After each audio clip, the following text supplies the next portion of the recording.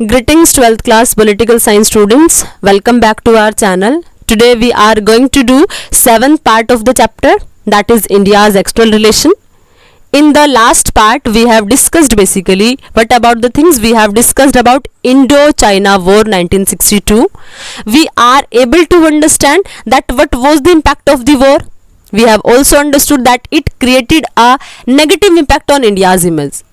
Because we were able to understand, because of this war, our leaders, we were able to understand that our leaders are having shortage of farsightedness, right?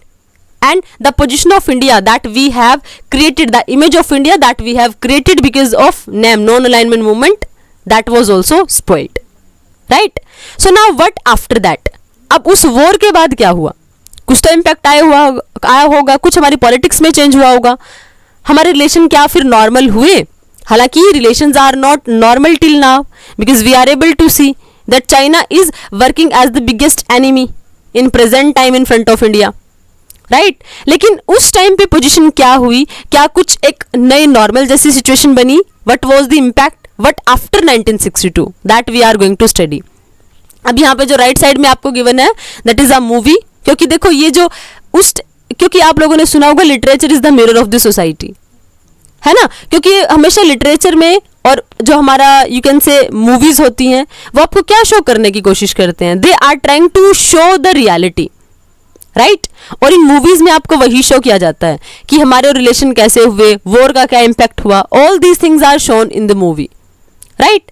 So on the left side if you come on the chapter, यहाँ पे देखो क्या given है, सीनो Indian relation since 1962. अब यहाँ पे देखो क्या हुआ, it took more than a decade for India and China to resume normal relation. यानी हमें लगभग एक डिकेड से ज्यादा का टाइम लग गया अपने रिलेशन को एक टाइप से दोबारा से नॉर्मल करने में, है ना? क्योंकि नॉर्मल हो ही नहीं रहे थे relation. It was in 1976 that full diplomatic relations were restored between the two countries. और 1962 में दोबारा से क्या हुआ, दोनों के बीच में फुल डिप्लोमेटिक रिलेशन बने. पहले देखो अटल बिहारी वाजपेयी ने विजिट की, हम लोगों ने पढ़ा था ना. उसके बाद अटल बिहारी वाजपेयी के बाद कौन बने? अटल बिहारी वाजपेयी was the first top level leader. क्योंकि उस टाइम पे वो क्या थे? वो थे हमारी कंट्री के एक्सटर्नल अफेयर मिनिस्टर. इतने हाई ऑफिशियल उन्होंने विजिट की थी. He was the first person to visit, right? उसके बाद और विजिट कब की थी उन्होंने? 1979 में. So that we can at least we can create some kind of trade relationship. Because Kautilya has said that you can change your enemy but you can not change your neighbour. इसीलिए आपको नेबर्स के साथ relation establish करने पड़ेंगे, whether it is your choice और not. So that thing said that same thing has happened with India also कि मैं 1979 में विजिट करनी पड़ी अटल बिहारी वाजपेयी को चाइना की. और उसके बाद later Rajiv Gandhi became the first prime minister after Nehru to visit China. और बाद में कौन? राजीव गांधी बने ऐसे फर्स्ट प्राइम मिनिस्टर जिन्होंने नेहरू के बाद चाइना में विजिट किया, राइट? लाल बहादुर शास्त्री जी ने विजिट नहीं किया, इंदिरा गांधी ने विजिट नहीं किया. तो इट मीन्स क्या हुआ, उसके बाद Rajiv Gandhi after the death of Pandit Jawaharlal Nehru वो बने फर्स्ट प्राइम मिनिस्टर जिन्होंने विजिट किया था चाइना में. Since then the emphasis is more on trade relation between the two countries. और यहाँ जो हम रिलेशन एस्टेब्लिश करने की कोशिश कर रहे हैं, they are not that kind of relationship which we were having before 1962, before 1950s, right? वहाँ तो हमारे कैसे रिलेशन थे? That we were considering China as our big brother. That kind of good relationship were there between India and China. But यहाँ पे जो हम कोशिश कर रहे हैं, what was our practice? That we were trying to create some kind of that relationship which were based upon trade. क्योंकि देखो ट्रेड के बिना अगर आप इंटरनेशनल सिनेरियो की बात करते हो, चाहे आप ही कितने भी कन्फ्लिक्ट्स हैं, but even then there are some things which should be traded. कुछ ऐसे ऑब्जेक्ट्स होते हैं ना जो जिनकी ट्रेड की रिक्वायरमेंट होती है. आज भी अगर आप देखते हो हम लोगों ने कितने चाइनीज ऐप्स को बैन किया था, बट इवन देन कुछ चीजें ऐसी हैं जो आज भी हमारे और चाइना के बीच में ट्रेड रिलेशनशिप को बनाए हुए हैं, राइट? सो उस टाइम पे भी हम लोगों ने क्या एम्फेसाइज किया कि जो रिलेशनशिप कैसे होनी चाहिए, that is based upon trade. हम ट्रेड रिलेशन को स्ट्रॉन्ग करने की कोशिश करें. और जो आपकी दूसरी कंटेम्प्रेरी वर्ल्ड पॉलिटिक्स है, in the book contemporary world politics you have already read. ये बुक हम रीड करेंगे जिसमें आपको ये पूरा कंटेक्स्ट और डीपली समझ आ जाएगा, राइट? अब देखो फिर क्या हुआ, the Sino Indian conflict affected the opposition as well. ये तो था इफेक्ट, क्या हुआ, हम लोगों ने कैसे उसको नॉर्मल करने की कोशिश की, लेकिन उसका पॉलिटिकल एस्पेक्ट पे इंडिया पे क्या इम्पैक्ट हुआ, मतलब इंडिया की क्या पॉलिटिक्स पे उसका कुछ इम्पैक्ट हुआ। We have already seen, we have already discussed कि एक तो हमारी कंट्री के जो नेशनल लीडर्स थे उनकी इमेज कहीं ना कहीं इंडो चाइना वॉर की वजह से थोड़ी क्या हुई थी, वीक हुई थी। क्योंकि हम लोगों ने क्या फील किया था, हम लोगों ने ये फील किया था कि हमारी कंट्री के जो लीडर्स हैं उनमें कहीं ना कहीं फोर साइटेडनेस की लेस है, and they were not able to analyse कि चाइना हमारे ऊपर अटैक करने वाला है, राइट। तो इस वजह से क्या हुआ, इस वजह से इन्होंने हमारे अपोजिशन को भी इफेक्ट किया। अपोजिशन को देखो कैसे इफेक्ट किया, this and the growing rift between China and Soviet union created irreconcilable differences between within the Communist Party of India। अब देखो जो कम्युनिस्ट पार्टी है, क्योंकि हमने क्या पढ़ा था कि China was following the ideology of Russia, USSR, लेकिन इन दोनों की आइडियोलॉजी में भी ना डिफरेंस था, राइट। और इस वजह से क्या हुआ, जो उनके बीच का रिफ्ट था, उनके बीच का डिफरेंस था, चाइना और सोवियत यूनियन के बीच का डिफरेंस था, उसने जो हमारी कंट्री की कम्युनिस्ट पार्टी थी ना, कम्युनिस्ट पार्टी थी, उसको टू पार्ट्स में डिवाइड कर दिया। अब देखो वो कैसे, क्योंकि कुछ लोग होंगे कि हमें रशिया वाली आइडियोलॉजी फॉलो करनी चाहिए, कुछ लोग ऐसे भी थे जो चाहते थे कि हमें चाइना के साथ क्लोज रिलेशनशिप मेंटेन करने चाहिए। अब इसका देखो क्या इंपैक्ट होगा हमारी कंट्री की अपोजिशन पे, specifically the pro USSR faction remain within the CPI and move towards closer ties with the Congress. अब कौन से लोग थे जो चाह रहे थे कि हमें प्रो यूएसएसआर के साथ टाई रहना चाहिए, हमें उसके क्लोज रहना चाहिए, वो किसके क्लोज हो गए, कांग्रेस के क्लोज हो गए। उनके क्लोज जो टाइज बने हुए थे उसमें वो कहीं ना कहीं टाई होते चले गए। और दूसरा पार्ट कौन सा था, the other faction that was for some time closer to China and was against and any ties with the Congress. ये क्या चाह रहा था, दूसरा ऐसा था जो चाहता था कि हम चाइना के क्लोज में चले जाए, और क्योंकि चाइना के टाइम पीरियड में क्या हुआ, अटैक हुआ है, हमारे रिलेशनशिप खराब हुए हैं चाइना और इंडिया के, इसलिए हमें कांग्रेस से क्या करना चाहिए, डिस्टेंस मेंटेन करके रखनी चाहिए, कांग्रेस से हमें कोई टाई अप्स नहीं करने। तो इट मीन्स इस वॉर की वजह से जो हमारी पार्टीज थी ना, स्पेसिफिकली कम्युनिस्ट पार्टी, उसका भी स्प्लिट हो गया, वो भी टू पार्ट्स में डिवाइड हो गई। और एक पार्ट वो था जो रशिया के क्लोज था, एक पार्ट वो था जो चाइना के क्लोज था। अब चाइना के क्लोज था, वो लोग चाहते थे कि कांग्रेस के साथ कोई टाई अप्स नहीं करने हैं, जो रशिया के साथ था वो चाह रहा था कि कांग्रेस के साथ हमें टाई अप्स करने हैं। Clear?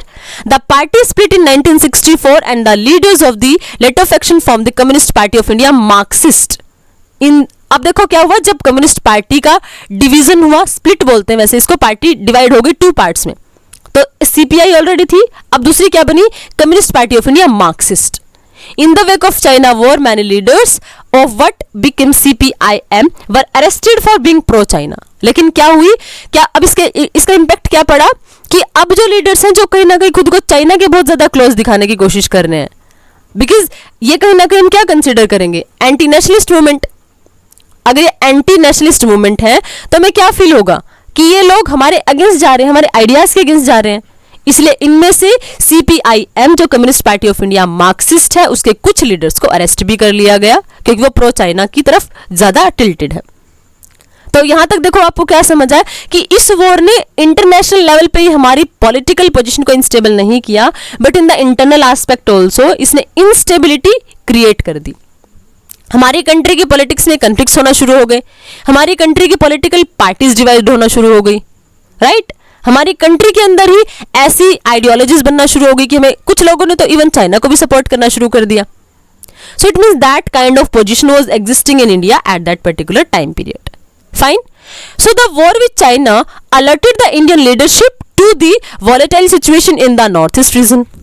अब हमारी जो और इम्पैक्ट क्या पड़ा कि हमें किसके ऊपर ज्यादा फोकस करना है, जो हमारी नॉर्थ ईस्ट पोजीशन है, क्योंकि हमने ऑलरेडी स्टडी किया ना कि लद्दाख वाली टेरिटरी को चाइना क्या क्लेम कर रहा है कि वो चाइना का पार्ट है, अरुणाचल प्रदेश को वो क्या शो कर रहा है कि वो चाइना का पार्ट है। तो अब हमारे लीडर्स को क्या बनना पड़ेगा, हमारे लीडर्स की जो बेसिकली नॉर्थ ईस्ट पॉलिसी है, they will have to be very very attentive of that particular region. Apart from being isolated and extremely underdeveloped, this region also presented India with the challenge of national integration and political unity। अब देखो, क्योंकि अगर आप देखते हो ना अरुणाचल वाले area को, तो वो क्लोज पाते वो लोग खुद को चाइना के ज्यादा, आसाम के लोग इंडिया से ज्यादा खुद को चाइना के क्लोज पाते हैं। तो कहीं ना कहीं जो हमारी कंट्री, चाइना वाले लोग क्या करेंगे, they will try to create disunity between Indians, right, क्योंकि वो ये दिखाएंगे कि आप इंडिया की कंपैरिजन में ना आप चाइना के ज्यादा क्लोज हो। और क्योंकि ये पार्ट देखो, आप लोगों ने चिकन नेक का कंसेप्ट सुना है कभी? अगर आप इंडिया के मैप को अच्छे से देखते हो ना, तो अब देखो ये वाला पार्ट, अब अगर आप इंडिया का ये नॉर्थ ईस्ट वाला पार्ट देखते हो ना, हालांकि ये मैप उस टाइम का है, कुछ अलग अलग रीजंस आपको देखने को मिल रहे हैं, है ना, तो अगर आप ये वाला पार्ट देखते हो ना, तो बेसिकली अगर आप यहां से देखते हो, ये जो पार्ट है, दिस पार्ट, इस पार्ट में क्या है, ये 22 किलोमीटर की आपकी क्या है इसमें लेंथ है, जो इसकी ब्रॉडनेस है वो कितनी, 22 किलोमीटर की। और अगर इस 22 किलोमीटर को कोई और कंट्री कैप्चर कर ले तो क्या होता है, जो हमारे नॉर्थ ईस्टर्न स्टेट्स होते हैं ना, वो पूरे के पूरे इंडिया से स्प्लिट हो जाएंगे, अलग हो जाएंगे, इसलिए इसको चिकन नेक बोला जाता है। And that's why it is very much required to keep a feeling of security in the mind of these people that yes they are also the part of India. और problem उस time पे क्या हुई, उस time पे जो problem arise हुई वो प्रॉब्लम यही थी कि ये जो नॉर्थ ईस्टर्न स्टेट्स थे ना हमारी कंट्री के, इन लोगों को कैसा फील हो रहा था, they were feeling isolated, under developed थे, आइसोलेटेड थे, आइसोलेटेड मतलब अलग थे वो पूरी कंट्री से, अंडर डेवलप्ड थे, डेवलपमेंट इतना ज्यादा हो ही नहीं रहा था। इस वजह से फिर क्या हुआ, this region also presented India with the challenge of national integration and political unity. अब कहीं ना कहीं इस पोजीशन की वजह से क्या प्रॉब्लम होगी कि वो नेशनल यूनिटी में वो प्रॉब्लम क्रिएट होगी, क्योंकि ये लोग क्या फील करे, that we are not the part of India. National integration में बहुत बड़ी प्रॉब्लम आई इसकी वजह से। The process of the reorganisation begin soon after the China war. और क्या हो गया कि इसको रीऑर्गेनाइज करो, उसकी प्रोसेस दोबारा से शुरू होगी चाइना के वॉर के साथ ही। नागालैंड वॉज ग्रांटेड स्टेटहुड, क्योंकि देखो अगर हमने उन, नागालैंड पहले स्टेट नहीं था, नागालैंड बाद में एग्जिस्टेंस में आया, है ना। मणिपुर और त्रिपुरा वो भी यूनियन टेरिटरी क्या थे, पहले यूनियन टेरिटरी थे, बाद में क्या बनेंगे, स्टेट बनेंगे। तो अगर हमने ना चाहते हुए भी उनको बहुत ज्यादा ऑटोनॉमी देनी पड़ी, क्यों देनी पड़ी, क्योंकि हमें पता था कि अगर इन स्टेट्स के माइंड में सिक्योरिटी की फीलिंग अगर अराइज नहीं हुई तो चाइना कहीं ना कहीं कोशिश करेगा to take the states into their confidence. और अगर वो चाइना के कॉन्फिडेंस में आएंगे, so the state they will not be unified with India, वो कहीं ना कहीं क्या करेंगे, तो सेपरेट होने की डिमांड करेंगे, है ना। तो and it will create instability in India, right. तो अब देखो क्या हुआ, नागालैंड को कंप्लीट स्टेटहुड का हम लोगों ने मान लिया कि ये कंप्लीट स्टेट है। मणिपुर एंड त्रिपुरा दो union territories were given the right to elect their own legislative assemblies, मतलब हालांकि वो यूनियन टेरिटरी थी उस टाइम तक, लेकिन फिर भी क्या हुआ, उन यूनियन टेरिटरीज को राइट दे दिया कि वो अपनी लेजिस्लेटिव खुद इलेक्ट करेंगे। मतलब हमें क्या करना पड़ा, we had to give them extreme autonomy. और क्यों देनी पड़ी, so that yes they can feel that they are not isolated, our government is looking towards their interest also, we are fulfilling their needs also, they are the part of India, they are not isolated. इसीलिए उनको connect करने के लिए required था कि उनके mind में सबसे पहले सिक्योरिटी जनरेट करनी थी, and that we have done through the lot of the process, जिसमें हम लोगों ने उनके माइंड में ट्रस्ट जनरेट करने की कोशिश की। आई होप यहां तक आपको क्लियर है कि ये जो इंडो चाइना वॉर हुआ उसका इंपैक्ट क्या हुआ। तो देखो आप impact both of the aspects you can mention. सबसे पहले आप इंटरनेशनल लेवल पे लिखते हो तो इंटरनेशनल लेवल पे जो हमारी इमेज के ऊपर जो कहीं ना कहीं स्टिग्मा लगा, आप उसको मेंशन कर सकते हो कि हमारी कंट्री की जो इंटरनेशनल इमेज थी उसमें कहीं ना कहीं कमी आई, you can explain it, right. उसके अलावा जो हमारी कंट्री के नेशनल लीडर्स थे उनका इंपॉर्टेंस कहीं ना कहीं वो थोड़ा डाउन जाना शुरू हो गया, राइट। उसके अलावा जो कांग्रेस का इन्फ्लुएंस था हमारी कंट्री के नेशनल लेवल पे, दैट वाज आल्सो डिक्रीज्ड। क्यों डिक्रीज हुआ, क्योंकि हमें फील हुआ कि कांग्रेस की टाइम पीरियड में हम चाइना के साथ वॉर हार गए हैं, उनके लीडर्स में ऐसा विजन नहीं था कि वो चाइनीज लोगों की टेंशन को आइडेंटिफाई करें, इसीलिए हमारा वॉर भी हुआ और हम वॉर हार भी गए। तो मतलब जो चाइना के वॉर की वजह से जो कांग्रेस की पोजीशन थी उसको भी कहीं ना कहीं थोड़ा सा धक्का लगा। उसके अलावा जो हमारी कंट्री में जो सबसे बड़ी प्रॉब्लम हुई वो हुई नॉर्थ ईस्टर्न स्टेट्स के साथ, हमें उनको बहुत ज्यादा ऑटोनॉमी देनी पड़ी। उस ऑटोनॉमी का रीजन ये था कि अगर ऑटोनॉमी नहीं देते तो फिर और ज्यादा ऑटोनॉमस होने की डिमांड करते और हो सकता है कि सेपरेटिज्म के लिए मूवमेंट चलाना शुरू कर देते, राइट। इसके अलावा अगर आप कंट्री के अंदर ही बात करते हो तो हमारी कंट्री की पॉलिटिक्स पर बहुत इंपैक्ट पड़ना शुरू हो गया, क्योंकि सीपीआई पार्टी हमारी कंट्री में दो ग्रुप बन गए, सीपीआई से स्प्लिट होकर बन गया CPI M, communist party of India Marxist, जो क्या चाह रहे थे कि चाइना के साथ हम लोगों को स्ट्रॉन्ग रिलेशनशिप एस्टैब्लिश करने चाहिए, लेकिन हालांकि उनमें से कुछ लीडर्स को अरेस्ट भी किया। तो मतलब कहीं ना कहीं इस वॉर ने हमारी कंट्री की पॉलिटिकल स्टेबिलिटी को कंप्लीटली अनरेस्ट में पहुंचा दिया। फाइन, सो आई होप अगर अब आपसे पूछा जाता है what was the Indo China war 1962 and explain its consequences in detail that also you are able to explain. Fine, so ये तो था हमारा चाइना के साथ क्या रिलेशन था। अब रीड करेंगे कि जब war and peace with Pakistan, अब पाकिस्तान के साथ कैसे रिलेशन थे, क्योंकि पाकिस्तान के साथ तो हमारे वैसे ही खराब थे क्योंकि पार्टीशन हुआ था और partition that was on the basis of religion. इतनी ज्यादा वॉयलेंस आप ऑलरेडी स्टडी कर चुके हो चैलेंजेस ऑफ नेशन बिल्डिंग वाले चैप्टर में, तो वी कैन नॉट अज्यूम कि हमारे रिलेशन अच्छे हुए होंगे। So let us have a detail.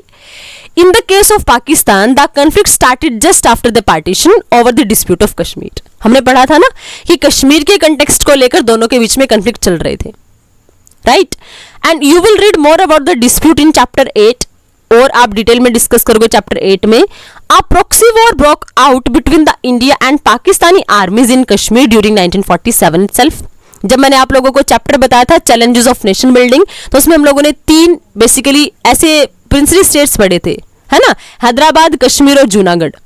Hyderabad और जूनागढ़ को तो फिर भी इंडिया में मर्ज कर लिया गया था, बट कश्मीर के रिगार्डिंग सबसे बड़ी प्रॉब्लम थी, तो उस कश्मीर को लेकर ही हमारे बीच में कंफ्लिक्ट हो गया 1947 में, राइट? जब हमने हरी सिंह वाला कंटेक्स्ट स्टडी किया था कि जब पाकिस्तान ने कश्मीर के ऊपर अटैक किया तो वहां के किंग ने हमसे हेल्प मांगी, बट हमने उससे इंस्ट्रूमेंट ऑफ असेशन पे सिग्नेचर करवाए थे, right? But this did not turn into a full war, लेकिन ये फुल वॉर में टर्न नहीं हुआ।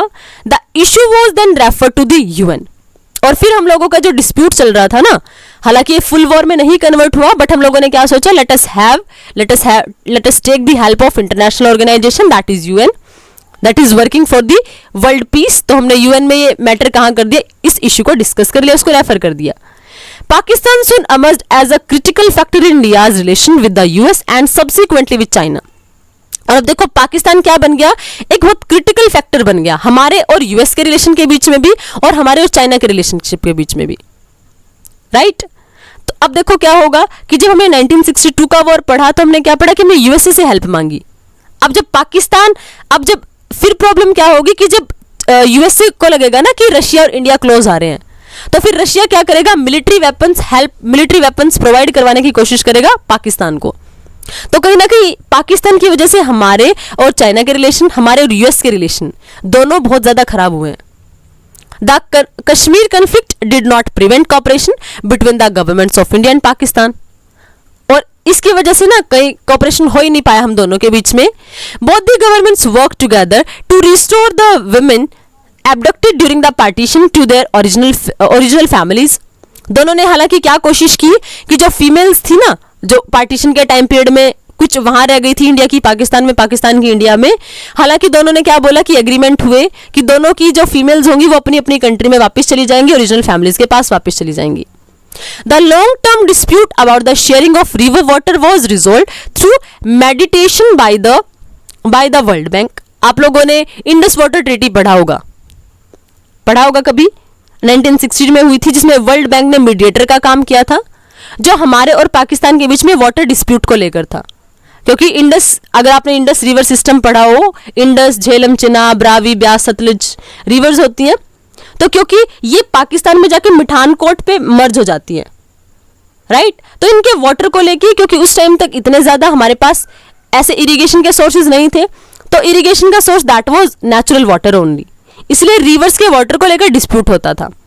इसीलिए हम लोगों ने क्या किया, उस वाटर डिस्प्यूट को भी कोशिश की कि हम उसको रिजोल्व कर सके, और उसको रिजोल्व किया with the mediator of world bank. और इसमें हम लोगों ने क्या किया, देखो 2 लीडर्स थे जिन्होंने इस ट्रीटी को साइन किया, इंडस वाटर ट्रीटी, इंडिया की तरफ से पंडित जवाहरलाल नेहरू और पाकिस्तान की तरफ से जनरल अयूब खान। इसके बाद देखो क्या हुआ, अगर आप मैप पे देखोगे इन रिवर्स को, इंडस, झेलम, चिनाब, ये वेस्ट फ्लोइंग रिवर्स हैं, राइट? तो इनके 80% वाटर को यूज करेगा पाकिस्तान, 20% को यूज करेगा इंडिया। जो ईस्ट फ्लोइंग रिवर है कौन कौन सी, Ravi, Vyas, Sutlej, because they are east flowing, तो उनके 80% वाटर को यूज करेगा इंडिया और 20% को यूज करेगा पाकिस्तान। दोनों ने इस पर्टिकुलर चीज पर, पर्टिकुलर एग्रीमेंट पर सिग्नेचर किए। उसके बाद हालांकि हम लोगों ने कोशिश की कि रिलेशनशिप अच्छे हो जाए, Despite all ups and downs in the Indo-Pakistan relations, this treaty has worked well. हालांकि हमारे रिलेशनशिप बड़े खराब रहे हैं, अप्स एंड डाउन्स रहे हैं, बट इवन देन ये जो इंडस वाटर ट्रीटी है ना, ये अच्छे से वर्क करती आई है आज तक भी, राइट? अब उसके बाद फिर क्या हुआ? A more serious armed conflict between the two countries began in 1965. अब फिर क्या हुआ? जो जहां से रिलेशन हमारे पाकिस्तान के साथ बहुत ज्यादा सीरियसली खराब हो गए, वो था 1965 का वॉर. अब उसके बाद, as you would read in the next chapter, by then Lal Bahadur Shastri has taken over the prime minister. उस टाइम पे हमारे प्राइम मिनिस्टर कौन थे? क्योंकि 1964 में डेथ हो गई थी पंडित जवाहरलाल नेहरू की, राइट? उनके बाद जो प्राइम मिनिस्टर बने, that was Lal Bahadur Shastri, second prime minister of our country.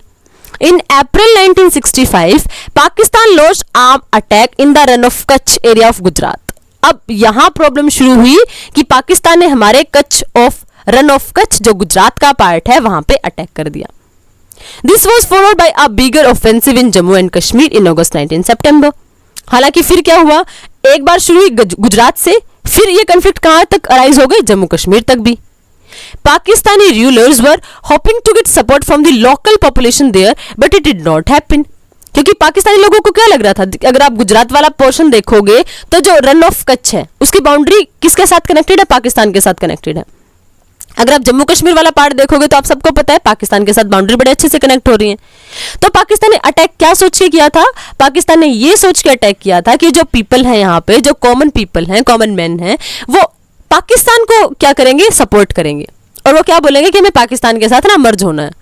But ऐसा हुआ ही नहीं. In order to ease the pressure on the Kashmir front, Shastri order Indian troops to launch a counter offensive on the Punjab border. अब हम कब तक tolerate करते, इसलिए हम लोगों ने भी बोल दिया काउंटर अटैक करो भाई. In the fierce battle the Indian army reached close to Lahore. और हम कहां तक पहुंच गए? लाहौर तक पहुंच गए. हम अटैक करते करते कहां चले गए? लाहौर तक पहुंच गए. The hostilities came to an end with the UN intervention. और ये अटैक, ये वॉर एंड नहीं होता अगर यूएन इंटरवेंशन नहीं करता. तो फाइनली ये जो किलिंग वगैरह थी, मास किलिंग थी, ये अटैक वॉर था, ये एंड हुआ with the intervention of UNO, United Nation Organisation. Later Indian prime minister Lal Bahadur Shastri and Pakistan general Ayub Khan sign the Tashkent agreement. और यहीं पर हमारे second prime minister Lal Bahadur Shastri, उनकी डेथ होगी. ताशकंद एग्रीमेंट जब वो साइन करने के लिए गए हुए थे, राइट? तो दोनों ने क्या किया कि एक एग्रीमेंट करेंगे, ताशकंद एग्रीमेंट. और ताशकंद एग्रीमेंट बेसिकली क्या था? Brokered bye Soviet union in January 1966. Tashkent एक प्लेस है जो कहां है? रशिया में. आप इसको कंसीडर कर सकते हो यूएसएसआर का पार्ट, ठीक है? अब देखो क्या था, इन्होंने उस वक्त क्या किया? मीडिएटर का काम किया, क्योंकि ना तो इंडिया में उस ट्रीटी को साइन कर सकते थे ना पाकिस्तान में, क्योंकि एक दूसरे पर ट्रस्ट नहीं था. इसीलिए मीडिएटर का काम किसने किया? ताशकंद वाले पार्ट ने, कि वहां पर दोनों लीडर्स आएंगे, ट्रीटी साइन करेंगे. तो वहां पे हमने ताशकंद एग्रीमेंट साइन कर लिया. दो India could inflict considerable military loss on Pakistan, the 1965 war added to India already difficult economic situation. हालांकि देखो हम लोगों ने क्या कर लिया, हमारे जो कहीं ना कहीं मिलिट्री का लॉस हुआ. हालांकि हम वॉर जीत गए एक टाइप से, बट इवन देन फिर भी क्या हुआ? उस वॉर में ऐसा तो था नहीं कि कुछ अच्छी चीज हो रही थी. Only the loss was there. Mass killing हो रही थी, प्रॉपर्टी का डिस्ट्रक्शन हो रहा था, इकोनॉमिक प्रॉब्लम हो रही थी. हालांकि हम वॉर जीत गए, लेकिन देखो बैक टू बैक हमने दो वॉर फाइट किए, with China also and second time with Pakistan. इस वजह से प्रॉब्लम क्या हुई? जो हमारी कंट्री की इकोनॉमिक सिचुएशन थी ना, उसको कहीं ना कहीं बहुत ज्यादा उसको बैक होना पड़ा. क्योंकि जो हमारी कंट्री की इकोनॉमी थी, जो हमने खर्च करना था कंट्री की इकोनॉमी को, कंट्री के डेवलपमेंट के लिए, क्योंकि अभी तो कंट्री का फॉर्मेशन प्रोसेस चल रही थी, अभी हमें कंट्री की प्रॉब्लम्स को दूर करना था, बट ऐसे में दो वॉर फाइट करने पड़ गए. तो उस वजह से क्या प्रॉब्लम हुई? उस वजह से जो 1965 का वॉर था, उसने हमारी कंट्री में बहुत ज्यादा डिफिकल्ट इकोनॉमिक सिचुएशन क्रिएट कर दी. Fine. So I hope Pakistan का कंटेक्स्ट भी आपको कंप्लीटली क्लियर है. You are able to understand the position with both of the neighbouring country, that is China and second that is Pakistan. अब उसके बाद आप लोगों ने चैप्टर में पढ़ा था, फर्स्ट चैप्टर में ईस्ट पाकिस्तान है ना, और उसमें हमने पढ़ा था जो बाद में बनेगा बांग्लादेश. अब ये बांग्लादेश का क्या कंटेक्स्ट था, कैसे बांग्लादेश की फॉर्मेशन होती है, इंडिया का क्या कंट्रीब्यूशन है, that we will discuss in next video. I hope till here everything is completely clear to all of you, but if you are having any kind of doubts and query, you can ask your doubts in comment section. Next part we will do in next video. Till then, keep learning and stay connected. Thank you. Thanks a lot.